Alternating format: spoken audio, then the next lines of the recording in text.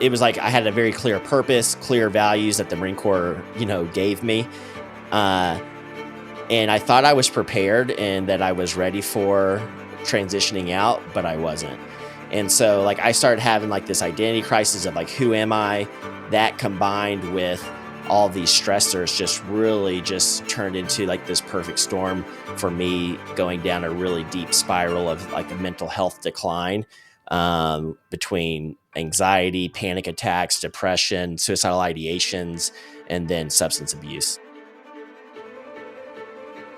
Because when we aren't in alignment with our values, if we're not living according to our core values and beliefs that we have about ourselves, about others, and about the world, and where you live a fake life that is not authentic based off like what we think others want us, how they want us to live, or how we think we're supposed to live, that's when we feel like inner turmoil, tension, emotional suffering, because we're trying to like hide who we really are.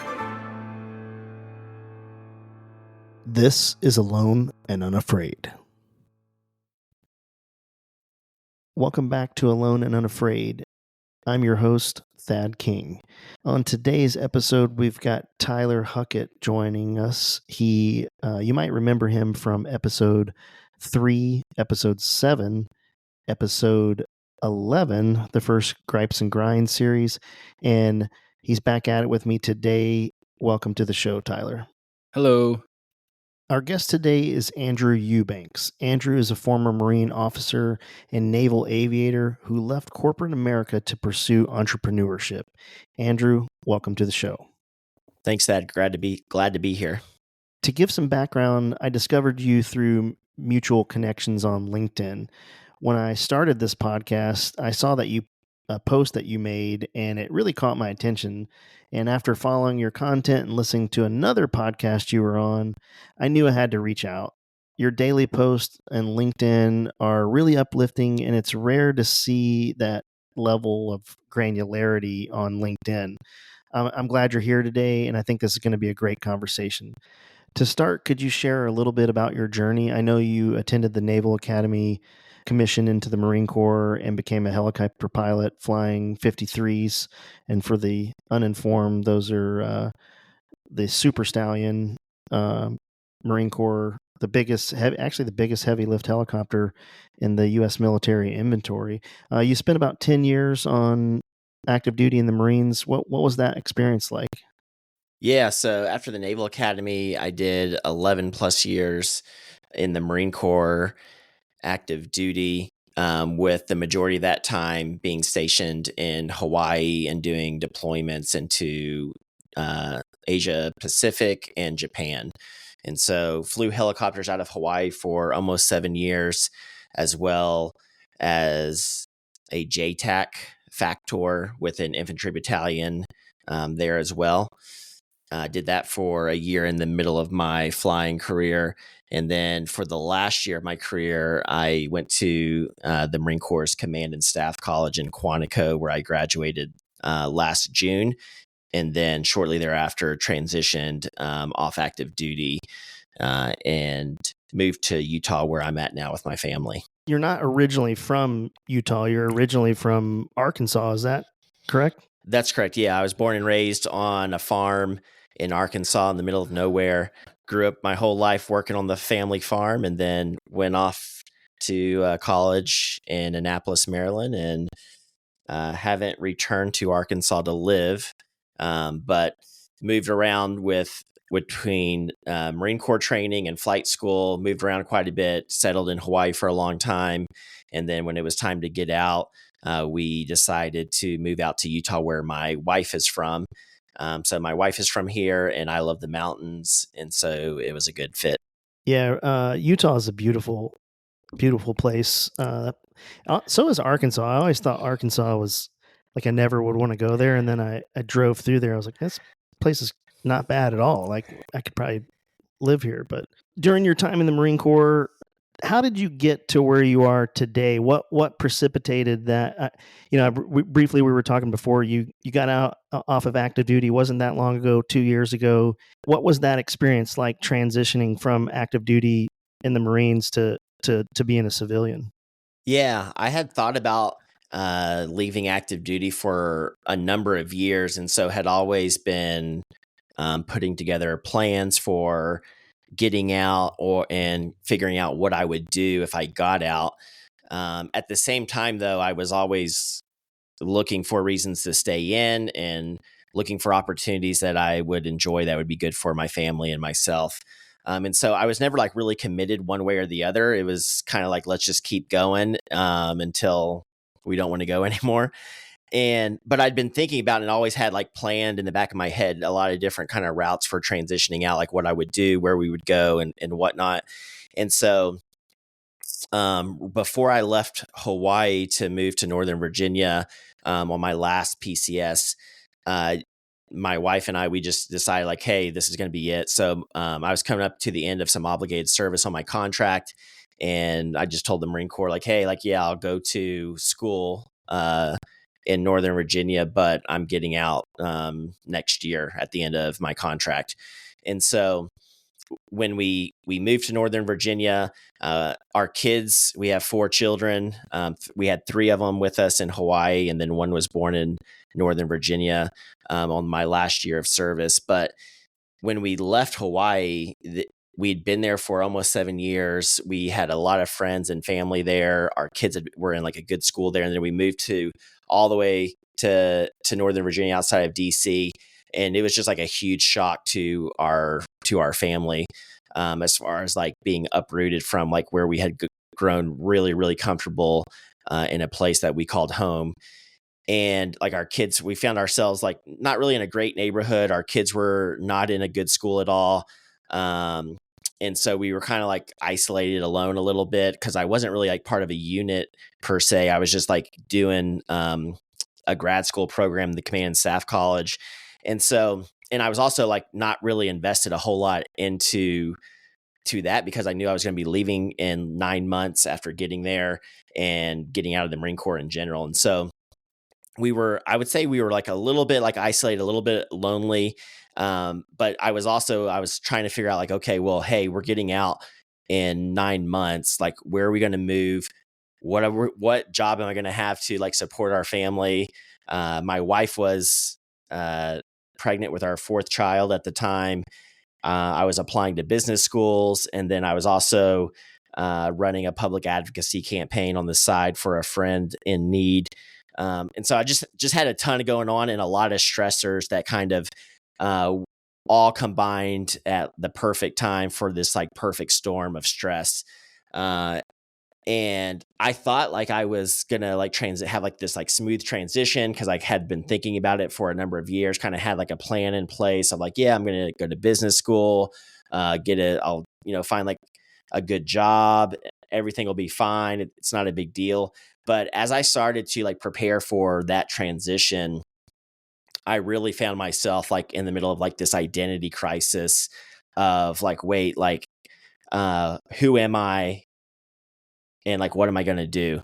Uh, I was never like this like gung ho hardcore Marine, but the Marine Corps was a huge part of my identity. When people were like, "Oh, hey, what do you do?" I was like, "Hey, I'm a Marine pilot." That's how my wife introduced me, or like our family we're in the military. Um, and so it was like I had a very clear purpose, clear values that the Marine Corps, gave me. Uh, and I thought I was prepared and that I was ready for transitioning out, but I wasn't. And so like I started having like this identity crisis of like, who am I? That combined with all these stressors just really just turned into like this perfect storm for me, going down a really deep spiral of like a mental health decline, between anxiety, panic attacks, depression, suicidal ideations, and then substance abuse.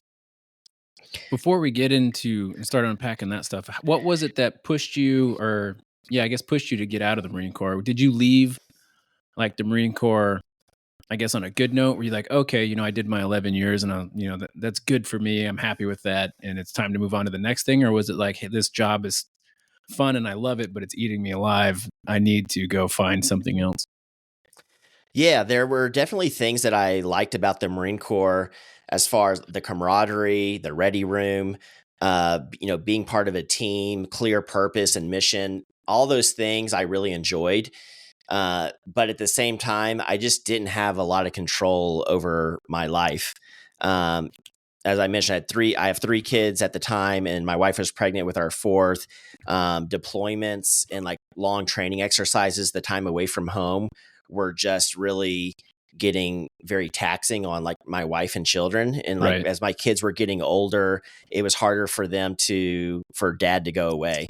And it was also like really hard for me to also justify and explain it to them, because like I wasn't deploying to a combat zone or to a war where I was like, hey, I'm training for this, going to like serve the country and serve in combat, in a combat zone. It was like, hey, we're just going to go hang out in another country and do stuff, which, is needed and it's good. But, it's hard for me to justify doing that to my children. And so as my children got older, it was just like, hey, like we want to have more control over like where we live and like the ability, and like I want to be the one choosing when I leave and when I'm home with my children, hopefully spending more time with my children. And so it was just like, hey, I kind of have already done what I came into the Marine Corps to do. When I first started off, I was like, hey, I'm here to like serve my country. I really believe in patriotic service and doing your time in the military. Like that was something I believe in. And so I was like, hey, I've done my service. I did like some deployments. I did the things that I came into the Marine Corps to do. The last 10 years, hey, great. The next 10 years, I really don't want to like just be riding a desk doing like staff jobs or anything like that. And so, I think it's just time to like pull chocks and go. Yeah, that sounds like it. Yeah, I think everybody has kind of a similar like epiphany during that whole, and what you were saying before, where it was part of your identity. That's a real legit problem with. I guarantee you, 99% of the people listening to this are going, "Oh my gosh, yeah, that's me. I have the same thing." Everything you said, all of us, some version of that had the same experience. And what really the thing that caught me about you specifically, one of our mutual friends on LinkedIn liked a post you put, and I have the post, and the very first part of the post, it says, "I'm lost. Who am I? What am I doing? I'm stuck. My life's a failure. I'm stressed beyond measure. I'm constantly anxious. I'm broken. I'm just a loser. There's no hope for me." And then, you know how LinkedIn cuts the rest of the message off? Like it just shows you the top part. I was like, this is my spirit animal. Who is this guy? And so then I clicked on it, and I like read the rest of it, and it's, and I don't want to give away the rest, because I think we can come back to that later, because it kind of shows the transition. But what what what kind of got me on that, I was like, man, this guy's like, this is similar to what I'm doing or what I feel like, and other guys I've talked to, what they feel like. And so that's when I reached out to you on LinkedIn. I was like, hey man, I have this thing, and I think your experiences. So that's what really stuck out and grabbed me, because you that's what you wrote. But then to kind of see everything that followed that, and all your, after we were connected on LinkedIn, I see your feed when you post, and they're like 180 from the top part of that, if that makes sense. Like once you click on it and get to see the rest of the story, it's really different. So when you were stressed out and you were trying to figure it out, I mean, you had talked about uh, the depression and anxiety. I think a lot of people deal with that. And you had mentioned substance abuse. Was that primarily alcohol, or was that what was like the vice that kind of got you, and how did Yeah, you get off of alcohol. that? Yeah, so all that stress like developed into the anxiety, and the anxiety developed into panic attacks. And then all of that ended up after some bad mental health antidepressant medication that just um, didn't match with my body. Then the depression really started. And when the depression started, that's when like the drinking started. So yeah, alcohol abuse to just like anything to just numb the feelings, to numb out, to escape the just like emotional and mental pain and suffering that I was experiencing with the depression and anxiety. Um, I have, at the beginning of that post of like, oh, who am I? I'm a failure. Like, what am I doing? That identity crisis, like you said, like a lot of people experience it. It's real. It's legitimate. When you're leaving a career that is an all-encompassing identity 24/7 for so long, it's a shock to your system, no matter like how prepared you think you are.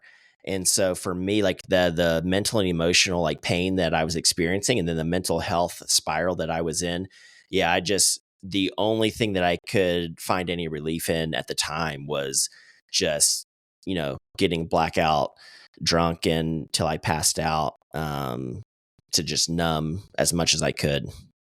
How long after you separated, or even before you separated, when did you start to notice like, oh, this isn't going to go well, or oh, this is not good?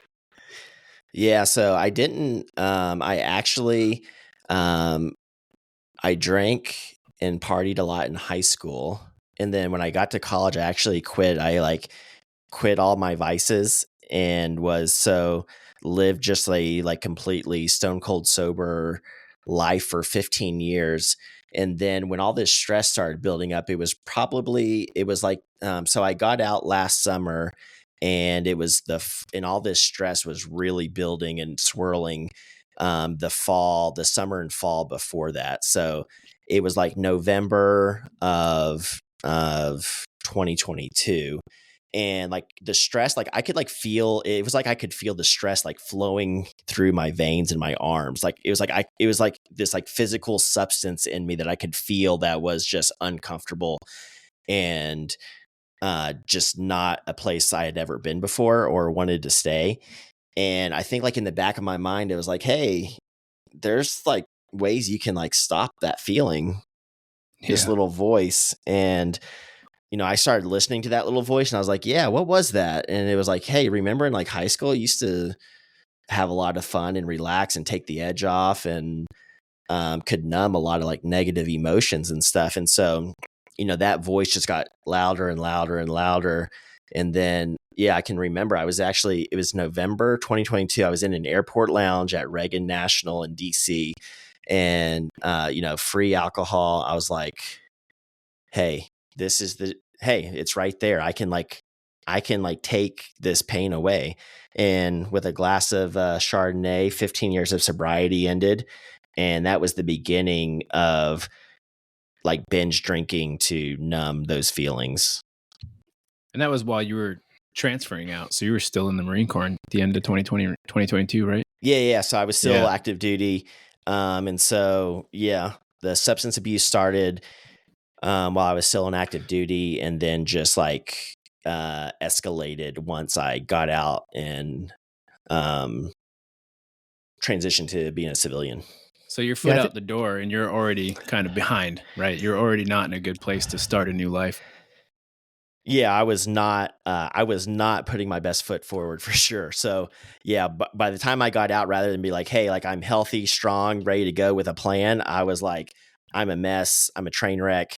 I'm like actively going down a bad road right now. And about to lose everything you've known for everything that you've worked for, and everything that you've built with sweat equity. Yep. Is about to go away. Yeah, I think that's I don't want to say a normal thing, but a lot of people, you have an organizational culture that tells you to always be prepared and have the next step, and then you're thrust into the world, and you have a plan, but it's not like a Uncle Sam's plan where it's 3 hots and a cot kind of thing. Like it's not a guarantee. And so that's when you start, that's when that thought creeps in your head of, hey, I'm not, this isn't going to, work out the way I think, or you just start getting that self-talk. And a lot of that comes from the organizational culture that you left, and then you're stepping out into the unknown. But you actually had a job lined up in tech, or you were able to get a job lined up in tech.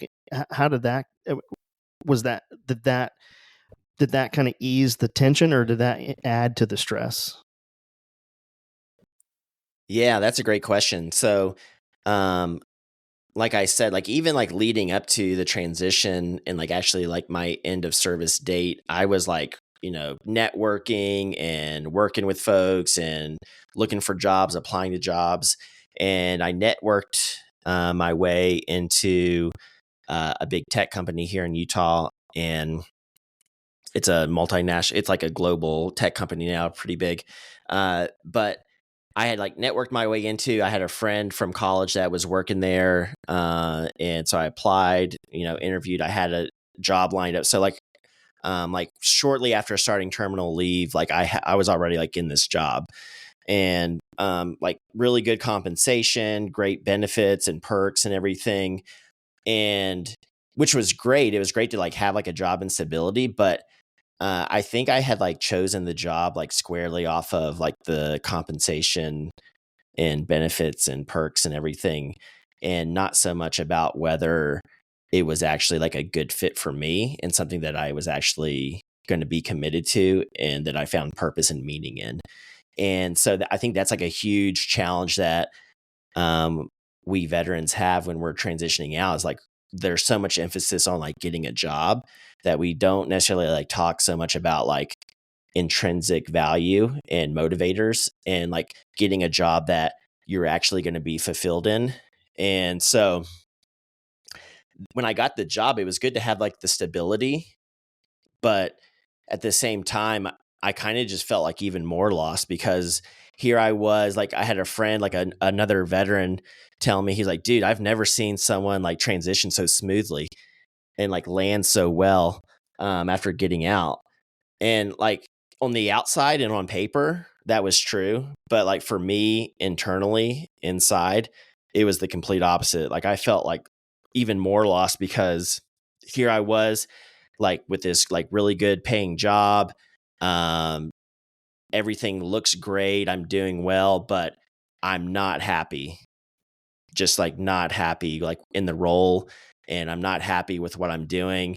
And a lot of that was amplified by my mental health and the substance abuse. Um, and so even though it looked good, I didn't feel, I was miserable. Yeah, and the negative, that kind of negative feedback loop just you really start to circle the drain really quick, especially when your values and morals and what your, for lack of a better term, task and purpose is. Um, you can really get yourself in a situation that you don't want to be in. But I would probably say like most of us get in that situation where, I always say, when I always tell guys when they're getting out, don't get married to the first job you get as a civilian, because uh and hello, got married to the first job that I got. I still work there. But because when you get married to that job, you buy a house, you put down roots, and then now you have a huge miscompare between, I go to work 8 hours a day and I hate my life, and then, but you're kind of, you've kind of planted roots and kind of stuck yourself or your family in a situation. And so then you get that negative feedback loop where you start, this was a stupid idea. What, you start that negative self-talk, and then you just will really circle the drain. So word of caution is, please, people, listen to what we're saying and try to avoid these things if you can. Well, there's also that part of, I'm sorry, there's also that part of when you're doing well on paper, right? You're like, hey, I've got the job, I got out, putting food on the table, the family's still here, we're still doing, by all means, from the outside looking in, we're doing good. But what's wrong with me? Why am I not doing, like, I checked all the boxes that I wanted to check, but still I'm coming up super short on myself. And I think that also feeds into it, because I had the same issue. I was like, well, I can still put food on the table, but that's the only thing I can do. I can't provide any emotional support anymore, and I can't be that person that I want to be, but I have all the options to do it, but I just can't get myself over the line. Yeah, I think like for me, it was also there's like this like shame cycle of like, why aren't you happy? Why Right. aren't you grateful? Like, and that just like circles, and that, like you said, like that negative self-talk, that kind of just like negative feedback loop of, now I'm like shaming and guilting myself because I'm not happy, not grateful, not like living the dream. Um, because I do have like a good job, and like on paper, I should be happy and grateful and living a great life. So, and that's kind of a good point, because I think we're our own worst enemies, and at least in America, the culture, the society tells us that you got to go after the best job. It's very much a chase the money, not the dream, if that makes sense. I'm on this journey in real time, figuring out that maybe I should eject here and go the other way and follow the dream and follow task and purpose instead of the money. So with all that being said, and everything in your background, what was that defining moment, or where did you wake up and change your trajectory and your family's trajectory? Like, what was the impetus for that? What kicked it off or lit the fire under you? How did you get from there to here? From a professional standpoint, from like a career standpoint, I've used like professional coaches a couple times during my transition and since my transition, and they were really impactful for me. And so helping me, reframe limiting and false beliefs that I had about myself and others and the world around me. And so like kind of like shifting a mindset shift into really like seeing things as they really are and becoming and embracing my authentic self.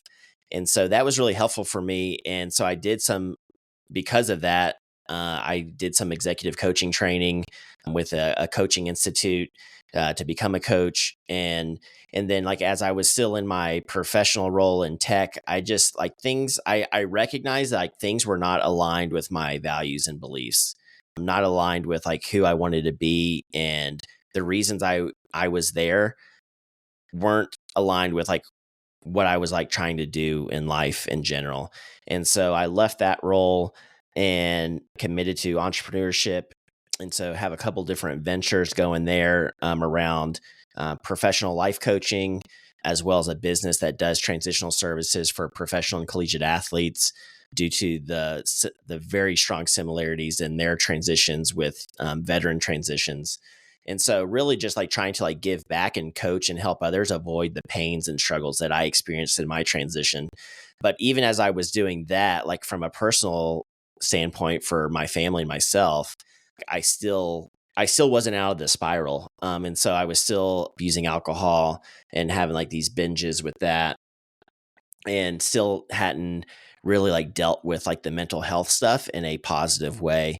And so there was just like one point where it was like, okay, either earlier this year, it was like, either I really need to get like some serious intervention and help, or I think I'm gonna die. Like I can either live or die.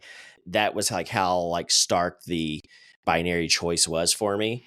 And I was like, okay, well, I'm going to choose to like try to go get some help and really like get to the root of this, so that I can like finally be like the husband, father, and person that I want to be.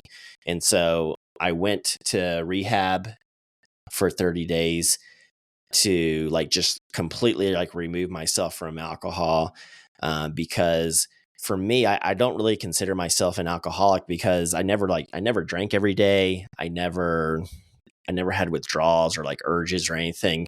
For me, it was all about like the mental health challenges, the depression, the anxiety, and just trying to like numb those. And so it was really just like, it was binge drinking to like numb those feelings and emotions and escape reality. And that was like, that abuse was like picking up though. So instead of like maybe like once a week or every other week, it was now like every other day. The other part is like, because of different medications and just like the depression, there was also a lot of suicidal ideations and self-harm. And so That's why I was like, hey, like I'm like a danger to myself when I'm under the influence. And it's also like destroying my physical health and hurting my mental health even more, where I can't even like recover. Like I have to stop this, like get away from this so that I can like finally like heal mentally and like work on myself so that I can like learn to cope and be happy and joyful again. Yeah, I think it's interesting. There's two things that I'm really interested in right now, and I'm still trying to figure this out. One is life coaches. There is a bajillion on LinkedIn. Is there a difference between an executive coach and a life coach? Is that the same thing? Because I'm still trying to wrap my head around it, and it's really cool that you get to hear somebody that said they got something out of it. Is there a difference between those two? Yeah, I would say there is and there isn't. So yeah, there's executive coaches who that might focus more, work with like professionals and work on like from a professional setting of coaching of like, career leadership, management, like how are you doing in your job? How can you do better? Things like that. Life coaching is obviously like more focused on just life and like challenges you have personally. And then you have like career coaches, fitness coaches, business coaches. There's all kinds of coaches. And it is a little bit of the Wild West out there because there are so many of them. There's not like some standard necessarily that is recognized by everyone or regulated or licensed. So there are certifications you can do. So I went and did training to be a certified executive coach. But the principles and like techniques and how you coach is pretty similar across the board for a lot of them. And so, yeah, I got a lot of value out of working with a coach, having someone like in your corner that's going to just be there judgment free and like really is trained and skilled at helping you like work through the negative and paralyzing thoughts that you have and figure out your options and a way forward. For me, that was invaluable. Because of that, I still use coaches and get value out of it, and I'll continue to use coaches. I really think like you got to figure out like, okay, you got to have the self-awareness to know that you're either stuck or just not in a good place, and know and want to get to a better place. And realize, for me, it was realizing like, I know I'm in a bad place. I know I want to go somewhere better, but I don't know how to get there alone. Calling a friend and talking with a friend is like helpful, like in the moment, but like I needed someone to like really like be there with me for a number of months to like help me really work out and plan like how I'm going to get to this better place. And so like coaches have been really impactful and influential in that journey for me. Yeah, there are a lot of coaches out there. I would say if you're thinking about a coach, like always do like a consultation or someone with a coach to figure out like if it's actually like a good fit. If you're on LinkedIn, you can like follow them to see like what kind of stuff they're talking about, what kind of coach they are, if it's even something that's going to address like the challenges and problems that you have. Do a consultation, see if you like jive with the person and if it's going to be a good fit, and you can like decide from there. But yes, there are a lot of coaches out there. It is a very, like before I used to coach, I was very similar to you. I had like no idea what executive coaches did other than like coach. I thought they just coached like CEOs on like how to be a better CEO and leader. And that's literally all I knew. But since using a coach, for me, therapy is archaeology, like looking backwards historically, like figuring out like what's gone on in the past, processing trauma, things like that. Coaching is about looking forward, more like architecture, like, okay, like how am I going to design and execute a path for me in the future? That's a good perspective, because I always find that when I'm listening, I read a lot of books. I listen to a lot of books. Ain't nobody My reading man. anything anymore. I mean, I'm sure people do read. I want to sound like I read, and I got a lot of books, but I don't read them. I just listen to them. The audiobooks are so good. Yeah, and I got like a 35-minute drive to work, so my drive in. But back to your point is when you surround yourself with people or thoughts, or you take things into your brain via your ears of forward looking, this is how I can get through this. It changes the trajectory. I mean, I would submit to anybody out there that if you are having a really bad day, which we often have, sometimes it's hard to get out of bed, get in my truck, and sluggish and I'm driving to work and I'm like, I don't really want to do this today. But if I put a song on that I know I like and that it's an upbeat song, don't put Down in a Hole by Alice in Chains on. Then you can tell how old I am at early 90s rock. But you don't want to put like a sad song on. But if you put like a song that you know on your best day that you love, watch your mood change. And I think that kind of goes to with what you're saying about coaching is, and that's, I never really thought about that they're looking forward and getting you in that mindset to kind of dig out of the hole that you're in. One question I had about coaching, just because I'm generally interested in it, how do you deal with, have you had a lot of older clients? And the reason I ask is because I have a friend that she's a coach, and I was really excited for her when she first started to do it. But the first thought that came to my head was, you're like 26. How are you a life coach?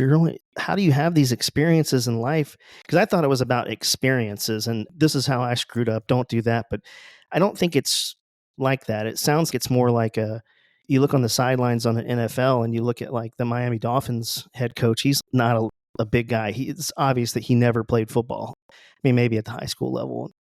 Is that kind of similar with coaching where it's really not about that life experience? It's about mindset. And am I on the right track with that, or am I way off? Yeah, no. I would say you're right on both accounts in that the same way that you might see like a super young, like football or NFL, or sorry, a football or basketball coach who's really young, who never played, but but really knows basketball or football because they've studied it and been around it a lot.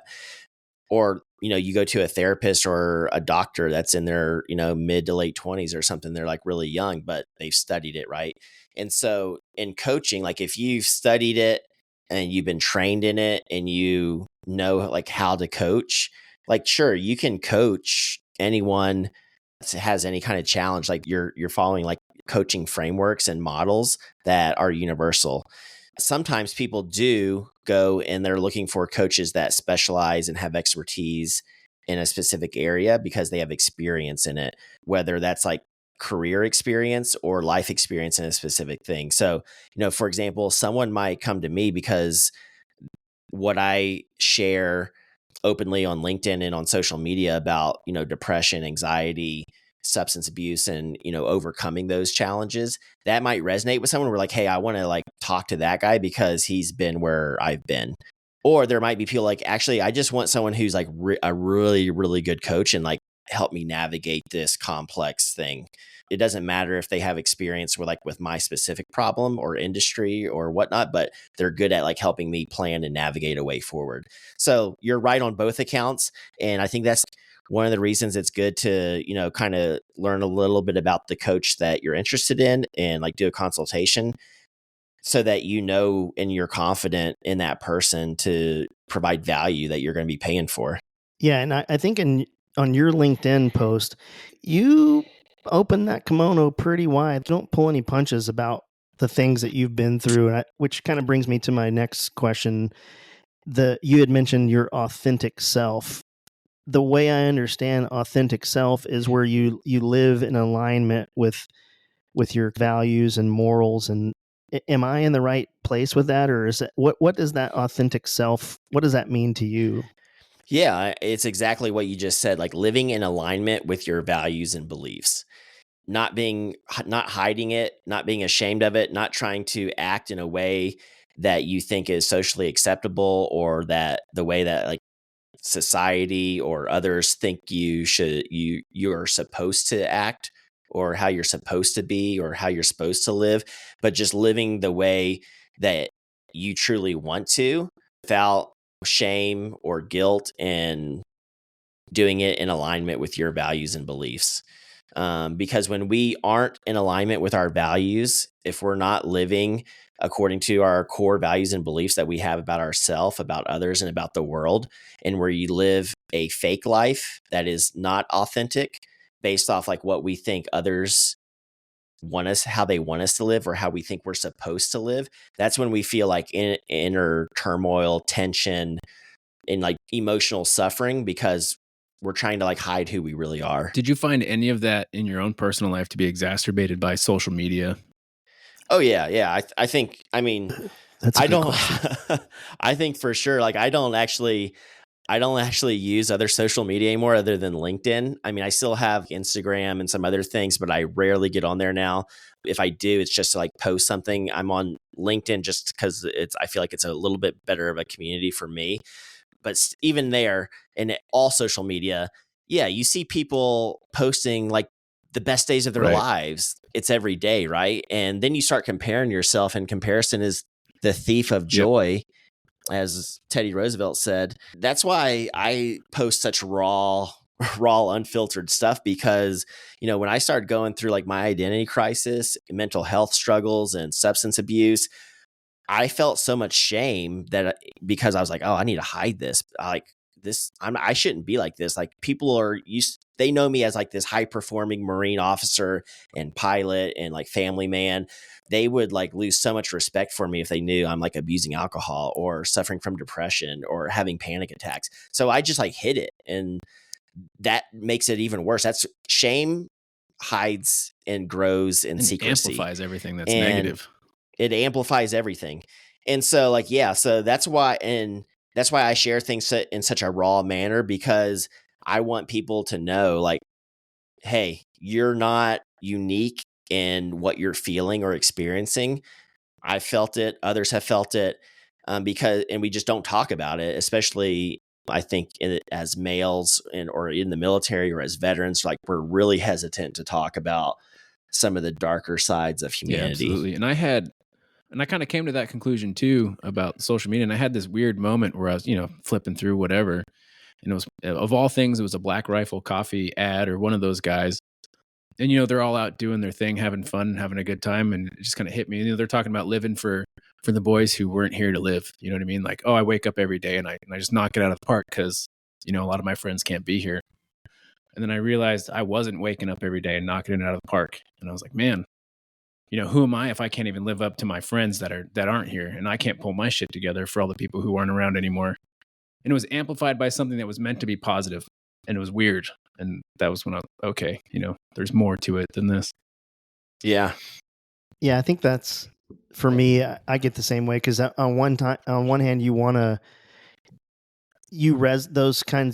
see those kinds of posts, and on one hand it resonates with you, but on the other hand, I actually often want to distance myself from that because either I'm not living my best life or it's not going great. So Tyler and I we're in an organization that demands excellence every day and gets it out of people. And when I don't feel like I'm being excellent, which is a lot of days, you kind of just want to go the other way. But the flip side of that is you see people on LinkedIn being excellent every day.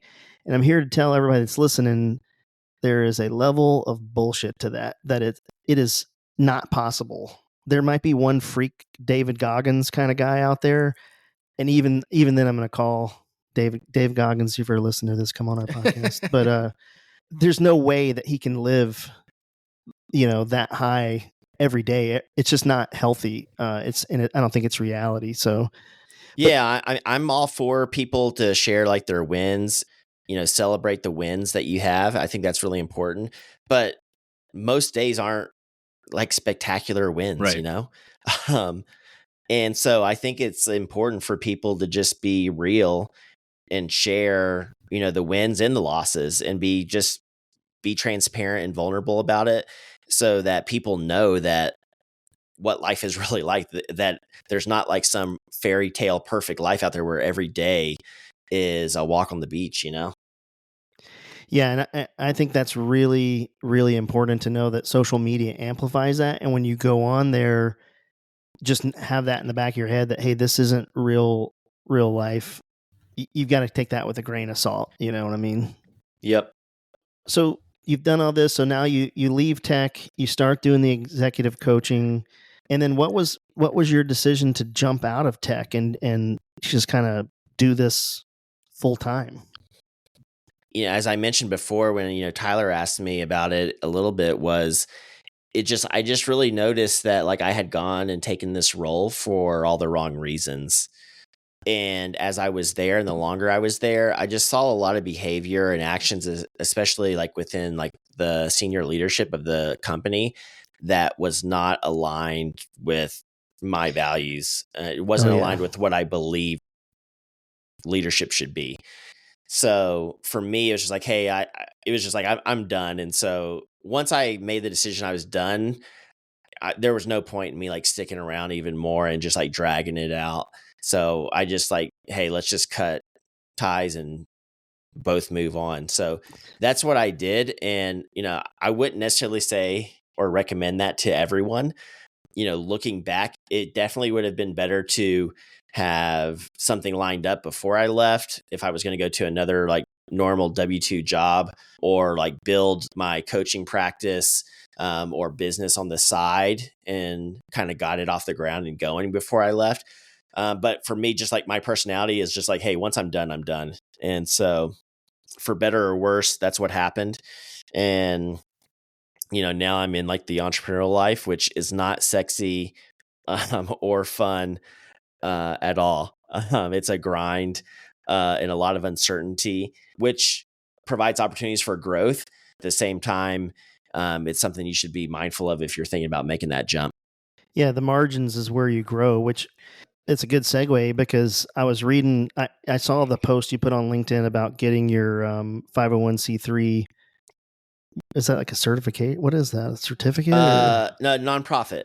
Not So, nonprofit. Yeah, there yeah, you go. just a tax exempt status. Yeah. So you posted that, and then I kind of followed that, and we kind of briefly talked about it. It's Koa Strategies is your koastrategies.org. It's really interesting when I read about it on the website. These are big swings you're taking here. Can you talk to us a little bit about Koa Strategies? I didn't understand what it was until I've kind of read about on your website, and now I'm like, that's a pretty significant task. Yeah, so the website is still like pretty much like very much in the works. Not a very great website right now, so please don't judge if you go there. It's going to improve soon by the end of the year. But yeah, Koa Strategies is a nonprofit that I created and that I'm building up right now. I saw through my own mental health struggles and through others, like either active duty or veteran friends who have died by suicide. I cannot just like sit here and not do anything about this anymore. The numbers are pretty staggering. 17 veterans a day die by suicide, and hundreds of active duty service members and dependents die every year by suicide. And I just think there's a lot of work that can be done to make it better. There's so much emphasis on acute care for people in like crisis. Call 988, the mental health in crisis hotline. The VA and other folks have hotlines and like acute mental health care services, and those are super needed and they help in the moment. But if we can get farther, like left of bang, like let's catch people before they get to a crisis, before they're like, I'm about to kill myself. And so Koa Strategies is about, researching, analyzing, and then like creating and proposing like new federal policies within DoD and the VA that are going to remove barriers to care and increase access to care for service members and their dependents. I know, like, for example, like as I was still on active duty and going into this mental health spiral and also substance abuse, it was so hard to get any kind of mental health care treatment. It was ridiculous. Like you have to go to the behavioral health clinic, and then they do like first you got to get on their calendar, and then you go in and you finally get on their calendar after however so long. And they do like a little screening, and they're like, okay, yeah, you do need like some help. Like, yeah, no shit. That's why I'm here. And then it's like, well, we don't actually have any psychiatrists here on staff at this base, and our psychologists are booked out for the next 2 or 3 months. So we'll refer you out. And then now you're calling like a referral hotline to like get an appointment out in town somewhere. You needed help yesterday, and now you're not going to get help for like 6 to 8 weeks, maybe. And so, yeah, I had a really similar experience with the VA here. As I went in and said, hey, I'd like to see a therapist. And it's like the checker inner guy, that sits behind the counter. yeah. He's probably like making like $12 an hour. Like no offense, checker inner people around the world. But the guy's like, hey, what what do you need help with? I was like, yeah, maybe you should see a therapist. And he's like, okay, what's the problem? And I'm like, really want to, it's like in a waiting room. And I'm like, I don't really want to tell you that. And he's like, well, I need to know what it is so I can assign you to the right doctor. And I'm like, yeah, I don't really feel comfortable explaining myself in the waiting room with all these people and some dude that's going to just type in a computer. And he was like, well, I need to know, sir. And I was like, and you can fuck right off. And I walked my ass right out of there, never to return again. But that's what people face when, I'm not saying that the VA is bad. My wife's experience with the VA, because my wife was in the Army too, totally different story from my dad's experience with the VA, completely different than mine. I tend to fall in the your typical Vietnam vet experience with the VA, like horrible. But I'm not saying that's all. I think you just got to find the right thing. But I think you're definitely right. But on the COA strategies piece, I mean, you're talking like congressional level stuff here. Like these are like big things. So I think that really awesome. Yeah, unfortunately, the Department of Defense does not change easily, and often they will not change unless they are forced to change. And the only way to get them to force them to change is through legislation, through the budget. The National Defense Authorization Act is the annual defense budget that gets pushed through every year. It's the biggest piece of legislation every year. That's passed like in December, right before Christmas. That's what determines like your like the active duty like pay raise for the next year and pay charts and everything like that.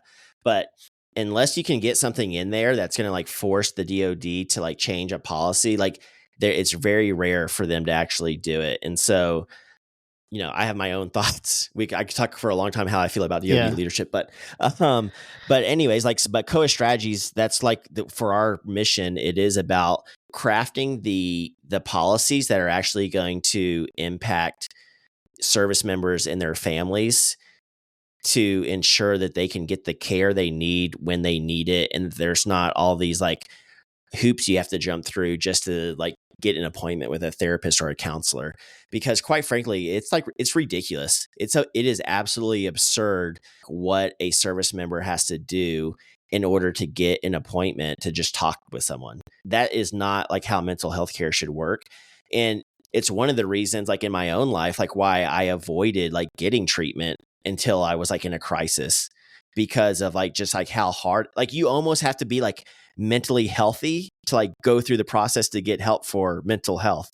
And the people going through that process are not mentally healthy. Like they're looking for help. They're looking for care. And a lot of times in the military, you're already like in a crisis moment where it's gotten so bad that you have given up on like professional ambitions and everything else. And you're like, hey, I don't care what the consequences are. I just really need to get help. And it shouldn't be like that. Like your profession should not be on the line for going and getting some mental health care. And so I think there are a lot of policies throughout probably each branch of service and through DoD as a whole and at the VA that are preventing people from getting the treatment that they probably know that they need and would get if there weren't a lot of these barriers and kind of like absurd policies that discourage them from seeking treatment. I think it's important to normalize these kinds of conversations, to use a buzzword, normalize. For in special operations community, they're a little bit more down the road because we had embedded psychologists with us that certain positions were mandated to see the psychologist, and which is really how I got in this whole mental health thing, is because I had to go see it as part of my position, and it actually really worked for me. And I had a really great therapist, and I don't think it was ubiquitous to the entire force because of the stigma of mental health was still there where certain positions had to go, not command directed, but hey, if you're in these leadership positions, you will see the psychologist, once every 6 months or whatever it was, but that needs to be kind of across the board. So what are some of the strategies that from a coaching perspective or from your experience that somebody can implement like today? Yeah, absolutely. What's Andrew's like question. top ones to do like right now? Yeah, so I have like a pretty good laundry list of just like natural, holistic, just things you can do that will help improve your mental health. I'll kind of go through the list here. and I'll just kind of go in order of like what I think is most important. And the first one is sleep.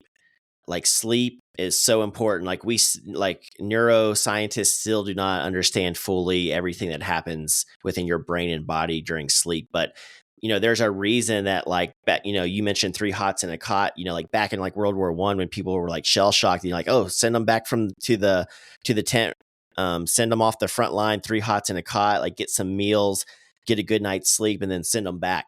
Um, you know, I don't recommend that, but like the sleep part is just seriously, it is so important. Like, like 7 to 9 hours of sleep, prioritizing that. There's a lot of different like sleep hygiene tips you can do to like help create like good habits so that you do get that. There's a book called Why We Sleep by Dr. Matthew Walker. He's a sleep specialist. It's a very easy book to read. It has a lot of great tips to understand why we need sleep and how to get a good night's sleep, because most people have a lot of bad habits around how they prepare and then try to go to sleep. So sleep is number one. Number two, I put in there is just like daily exercise.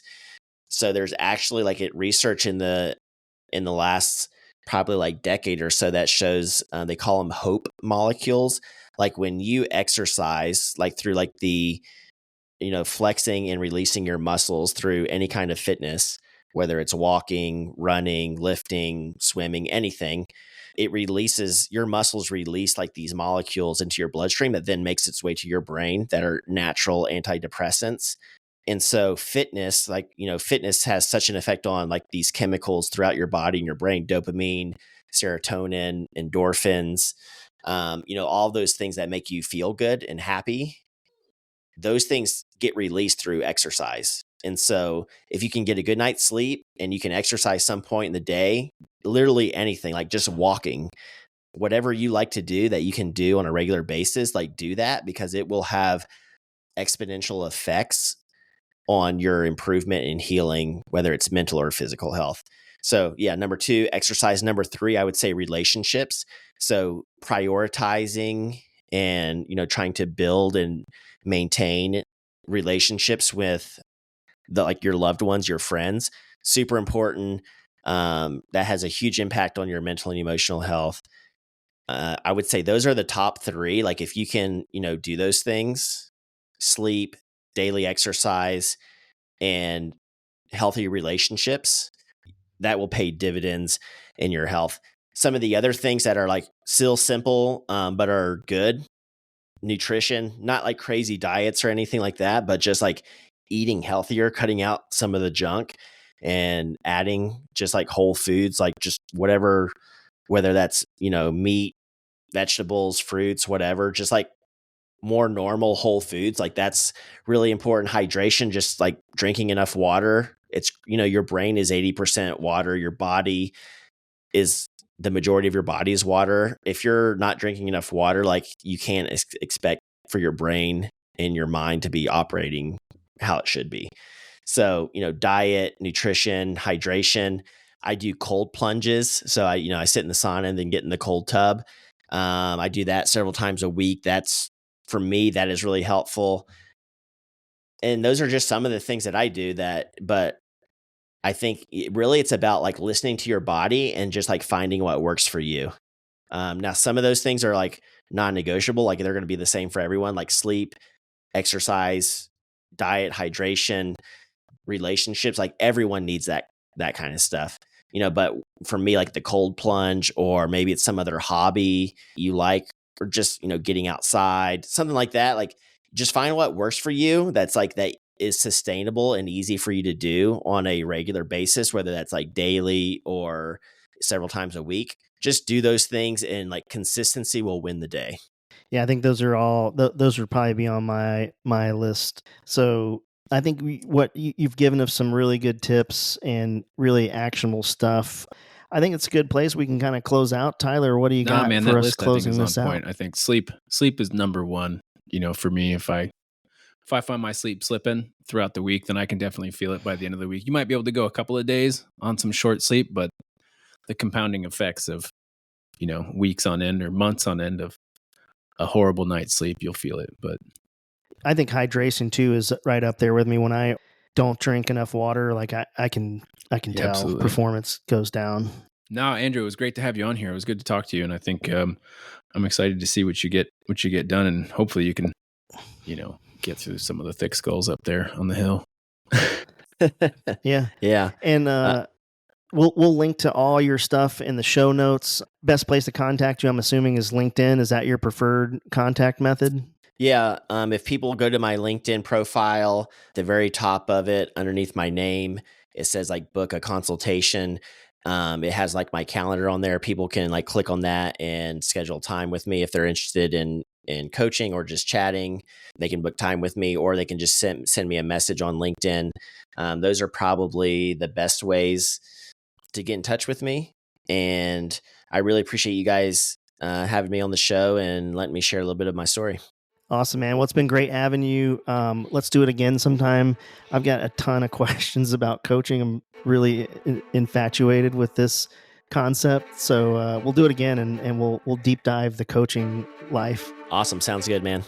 All right. Thanks a lot. All right. Later, boys. See ya.